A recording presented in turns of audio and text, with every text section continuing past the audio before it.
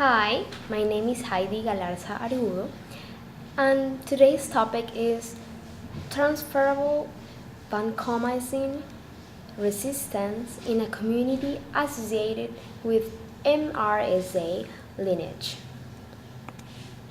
Definition: methicillin-resistant Staphylococcus aureus was susceptible to vancomycin, but that acquired the VAN-A gene cluster during the antibiotic therapy and became resistant to vancomycin. Let's see this video. It's time to get the truth about MRSA. Here is what you need to know about the superbug. We've heard all this talk about this new superbug MRSA. So what exactly is it? MRSA stands for methicillin-resistant Staphylococcus aureus. Basically, it's a type of skin infection that usually starts out in an area of injured skin and can look like a boil, pimple, or even a spider bite. The infection rapidly becomes worse, and it can be very tender, painful, and warm. MRSA is something new, right? The truth is, MRSA has been around for years, but it was generally only found in ill people in the hospital setting, and now it's gotten a little stronger. It's moved out into the community and the general population. It is what we call community-associated MRSA. From the sounds of it, MRSA is a superbug. So is it really a threat? The truth is, although it does happen on occasion, it is still rare that staph skin infections become life-threatening in a healthy person. Once diagnosed, effective treatments are available. So is it true that people with MRSA are a threat to everyone around them? The truth is, many people have staph bacteria on their skin normally and have no ill effects. While these people may pass the bacteria on to others, simple self-care measures can help prevent the spread of MRSA infection in yourself and keep you from spreading it to others. I've heard MRSA can't be treated with antibiotics. Is that just a myth too? The truth is, MRSA is resistant to certain antibiotics, but most infections can be treated with proper alternative antibiotics, and if necessary, your doctor may drain and clean the infected area. Although it is called a superbug, there is no need to panic. MRSA can be treated effectively. However, we do need to be cautious and protect ourselves, so everyone should be taking these easy steps to minimize the potential effects of MRSA. Keep your personal items personal. Don't share anything that comes into close contact with your skin, like towels or sports equipment. Keep any wound clean and covered. This will limit exposure and transmission. Always maintain good hand washing habits. Practicing good hygiene is always a good idea. To get more information on MRSA or to find out the truth about other health concerns you have, go to visualdxhealth.com, a trusted source for today's health information. This educational video was brought to you by Logical Images, the creators of Visual DX Health, the only... Okay, application in medicine. The presence and dissemination of community-associated MRSA containing VAN-A could become a serious public health concern.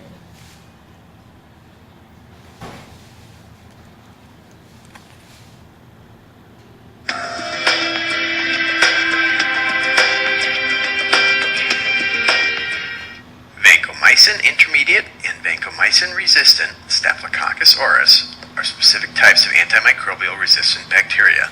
They are considered a healthcare associated infection. People who develop this type of staph infection may have underlying health conditions, tubes going into their bodies, previous infections with methicillin resistant Staphylococcus aureus, and recent exposure to vancomycin and other antimicrobial agents. Staphylococcus aureus is a bacterium commonly found on the skin and in the nose of about 30% of individuals. Most of the time, staph does not cause any harm.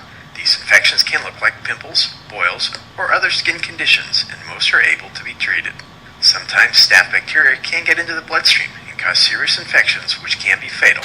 They include the following: bacteremia or sepsis, when bacteria spread to the bloodstream usually as a result of using catheters or having surgery; pneumonia, which predominantly affects people with underlying lung disease, including those on mechanical ventilators; endocarditis, which can lead to heart failure; and bone infections, which can be caused by staph bacteria traveling in the bloodstream or put there by direct contact, such as following trauma. As with all staph bacteria, their spread typically occurs among people having close physical contact with infected patients or contaminated material, such as bandages. People having close physical contact with infected patients while they are outside of the healthcare setting should keep their hands clean by washing thoroughly with soap and water and avoid contact with other people's wounds or material contaminated from wounds.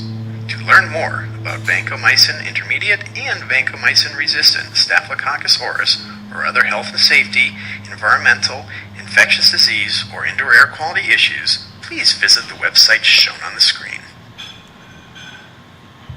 Pros and cons. Since the first characterization of a strain of vancomycin resistant Staphylococcus aureus in the United States, only a few other isolates have been reported. And cons, while the patient was receiving daptomycin, which was the alternative therapy, oral mucosal lesions developed on his respiratory status and fever worsened. Let's see a little bit about what is daptomycin.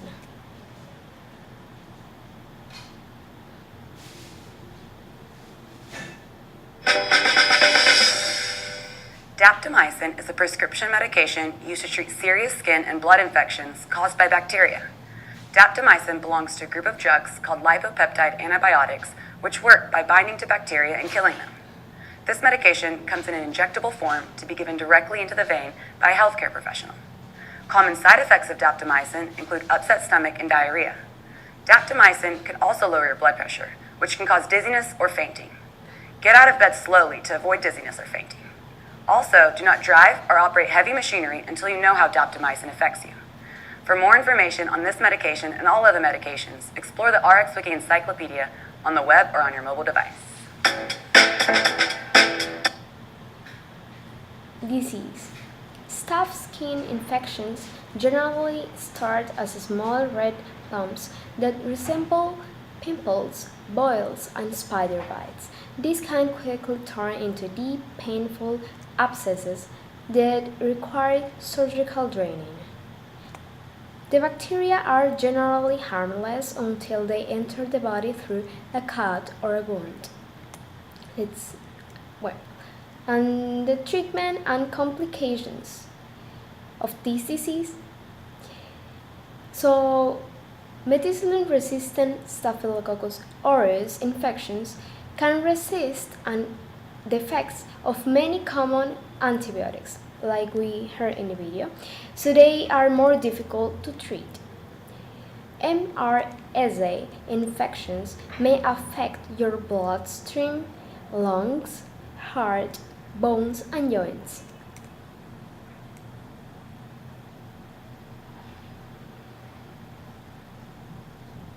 Unbelievable bacteria.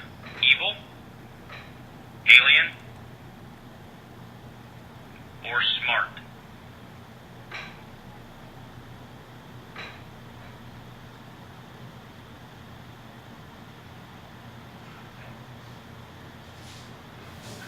One of the ways bacteria enters the body is through an open wound. When the open wound goes clear down to a fractured bone, it is called an open fracture. When bacteria gain access to the deeper tissues through the open wound, the tissues become contaminated. Preoperative and prophylactic antibiotics are given to help decrease the infection rate with the hope of killing the bacteria in the contaminated field. In addition to preoperative and prophylactic antibiotics, a special treatment is done when there is an open fracture to further help prevent infection. This treatment consists of irrigating and washing the wound, as well as debridement of the dead tissue. Once the tissue has been adequately cleaned, the fracture needs to be reduced and stabilized.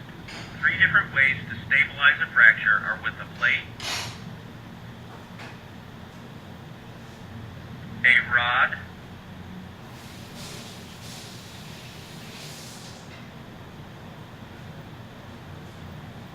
or an external fixator.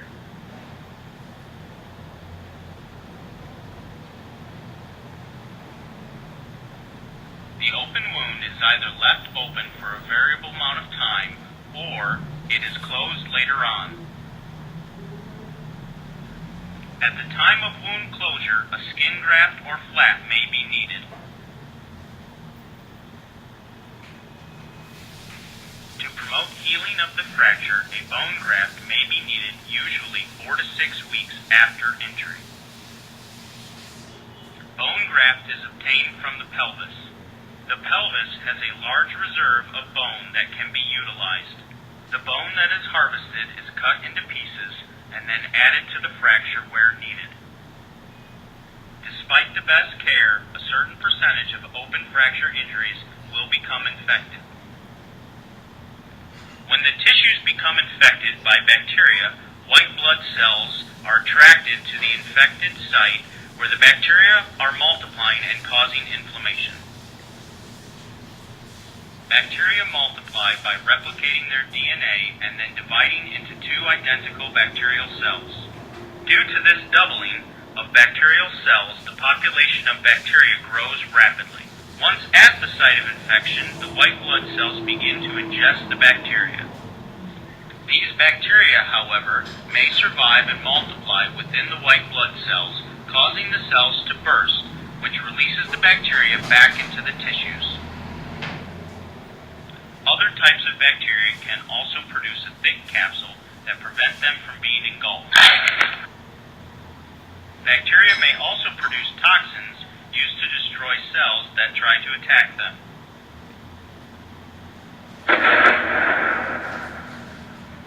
Bacteria can also hide in dead bone or bone cells.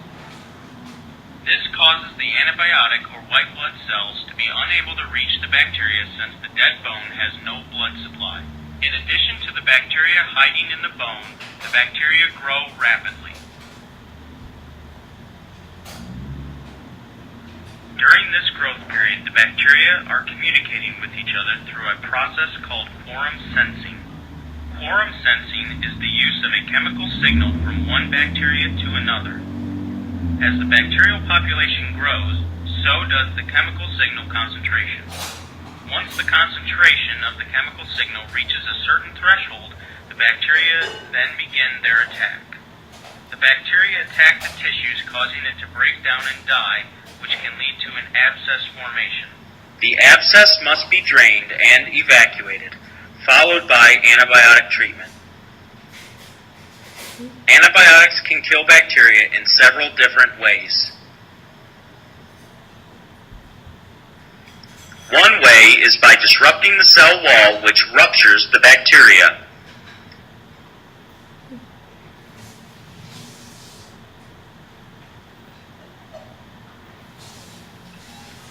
Another way is by preventing DNA replication by blocking the unwinding of the DNA. A third way is by inhibiting the ribosomes from making proteins needed for the cellular structure and function. The last way is by blocking the enzymes that produce folate. Folate is needed for DNA synthesis, and without it, the cell will die. When hardware is used to stabilize the fracture, the story can become much more complex.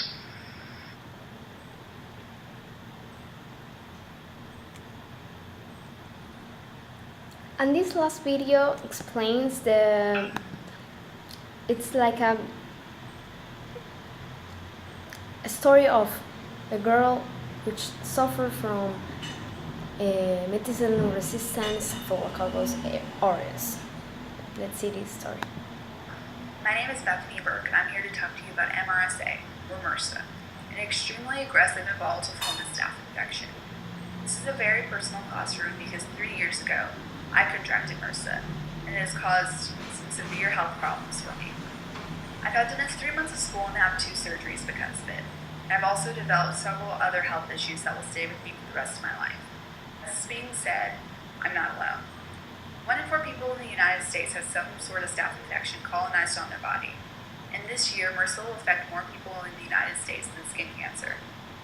It is because of these reasons and my own experience with MRSA that I started this fundraiser.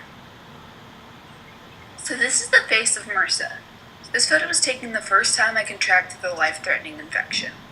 What might surprise you is that this is the after picture, after 3 days in the hospital on a strong antibiotic IV. This photo was taken when I had improved enough to be discharged from the hospital. My MRSA journey was far from over, though. I had serious complications that required months of treatment. And now the next photos are also the face of MRSA, when I had gotten treatment that saved my life and repaired my immune system enough that I could get back to a normal teenage life.